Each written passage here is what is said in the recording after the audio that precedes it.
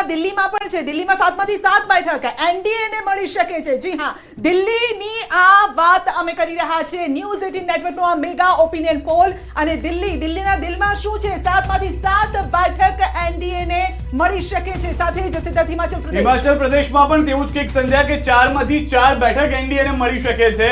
અહીંયા પણ ન્યૂઝ 18 નેટવર્કનો આ મેગા પોલ છે જે કહી રહ્યું છે, કારણ કે જે લોકો જોડાયા છે તેઓને પણ કહી દે કે એક લોકસભા બેઠક દીઠ 3 વિધાનસભાનો સર્વે કરવામાં આવ્યો છે અને તમામ લોકોના જે જવાબ છે તેને અલગ અલગ સવાલોના આધાર પર નક્કી કરી અને ત્યારબાદ આ જે આંકડો છે તે રજૂ કરવામાં આવ્યો છે। સંધ્યા, ફરી એક વખત અહીંયા આગળ 11 બેઠક જો હિમાચલ પ્રદેશ અને દિલ્હીની ભેગી કરીએ તો 11 બેઠક એનડીએ ના ફાળે। બિલકુલ બિલકુલ, પણ દિલ્હીના દિલમાં કેમ આ ચેન્જ કઈ રીતે આપ જોઈ રહ્યા છો મનહરભાઈ? દિલ્હીમાં આ જોઈ રહ્યા છો, સમજ છો આનાથી 7માંથી 7? હું તમને પુનરાવર્તન કરું કે મેં તમામ સર્વે તમારા જે છે એને મેં નતમસ્તક સ્વીકાર્યા છે, એટલે કોઈ એવું નથી તમે બોલતા હોય તો હું તમને તમારા સર્વેને હું પડકારી ન શકું। હું એ બાબતની ચર્ચા કરવા માટે હું વાત મૂકું છું કે આ જે ટોટલ સર્વે છે, ભાઈ ભારતીય જનતા પાર્ટીના આગેવાને બૌદ્ધિક વાત બહુ સરસ કરી। આ બૌદ્ધિકનો વિષય નથી, વાસ્તવિકતાનો વિષય છે। જે તમે સર્વે કર્યા છે, સર્વેના ઉપર આપણી પ્રતિક્રિયા શું છે એ કહું કે દિલ્હીની અંદર હોય કે હરિયાણા હોય કે પંજાબની અંદર વિપરીત પરિસ્થિતિના મેં આપને 5 દ્રષ્ટાંતો આપ્યા।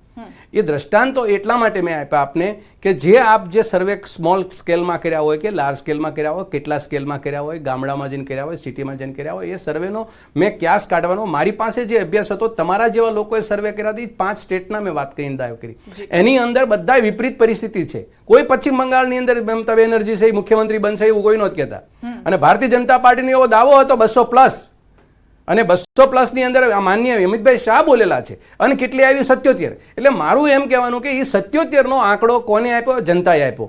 આપણે સર્વેની વાતની અંદર ચર્ચાના વચ્ચે મૂકીએ છીએ, ચૂંટણી લડવાના અનુભવ બધાને હોય, બધું બરાબર છે, પણ એક વાત બરાબર સમજવી જોઈએ કે આપણા દેશની અંદર વર્તમાન પરિસ્થિતિની અંદર સ્વર્ગના સપના દેખાડીને ભય પર પ્રસ્થાપિત કરી અને જે રાજનીતિનો માહોલ બટોરવામાં આવે છે અને એક પછી એક પરિસ્થિતિને કેપ્ચર કરવામાં આવે છે, એના ઉપર ચર્ચા હોવી જોઈએ, અને એના ઉપર ચર્ચાને અંતે આપણને ખબર પડે કે પરિસ્થિતિ શું છે। દિલ્હીની અંદર હોય, હું તમારી વાતમાં આવું છું, દિલ્હી હોય કે હરિયાણા હોય કે પંજાબ હોય, તમે અત્યાર પહેલાના ગઈ ચૂંટણીના પરિણામોને તમે જો કન્સિડર કરશો અને પછી આજે 5 વર્ષના પછી ચર્ચા કરશો તો દિલ્હીની અંદર કે હરિયાણામાં કે દેશની અંદર કેન્દ્રની સરકારે એવું કયું ફલશ્રુતિ કામ કરી બતાવ્યું કે જેની અંદર પ્રજાશી મત તમને આપે? તમે ફેક્ટર જણાવો કે આ જે આંકડા છે એની સાથે તમે સહમત કેમ નથી? એ કયા ફેક્ટર?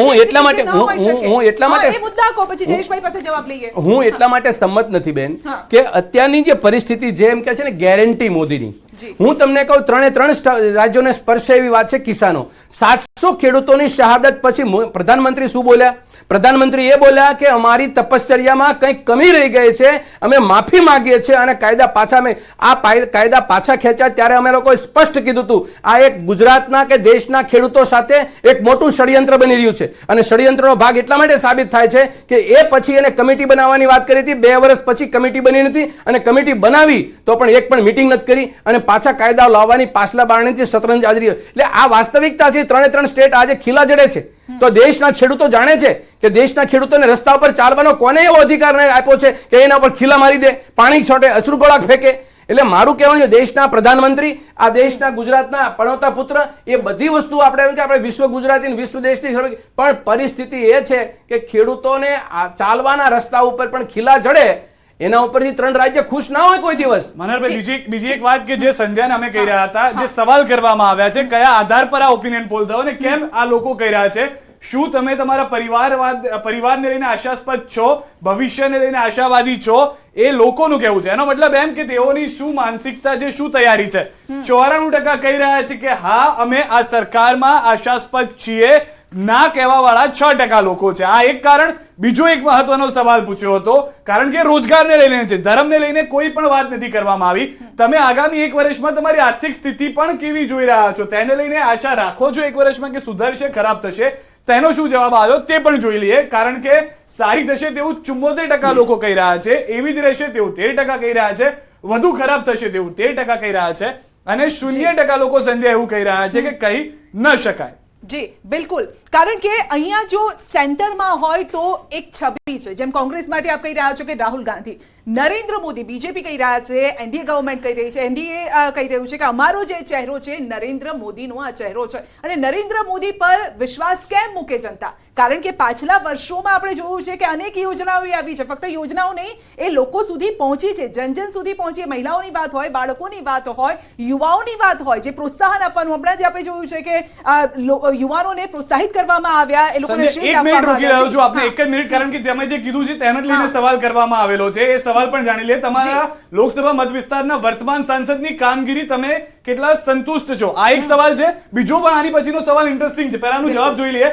40% લોકો ખૂબ જ સંતોષ, કઈક અંશે સંતુષ્ટ 24%, ન સંતુષ્ટ તેવા 17%, કઈક અંશે સંતુષ્ટ તેવા 11%, ખૂબ જ અસંતુષ્ટ તેવા 7%, અને ખબર નથી કે કહી ન શકાય તેવો 1% વર્ગ છે.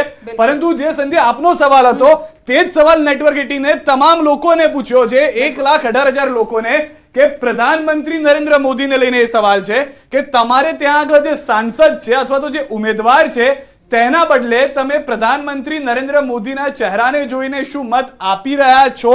એ નેક્સ્ટ સવાલ છે. જે સવાલનો જવાબ જાણવો પણ જરૂરી છે. શું તમે ઇન્ડિયા ગઠબંધનથી વાકેફ છો? એ પણ એક મહત્વનો સવાલ. જે સંધ્યા છે, હા કહેવાવાળા 56% લોકો છે, ના 22% ખબર નથી તેવા પણ કહેવાવાળા 22% લોકો છે. અહીંયા આગળ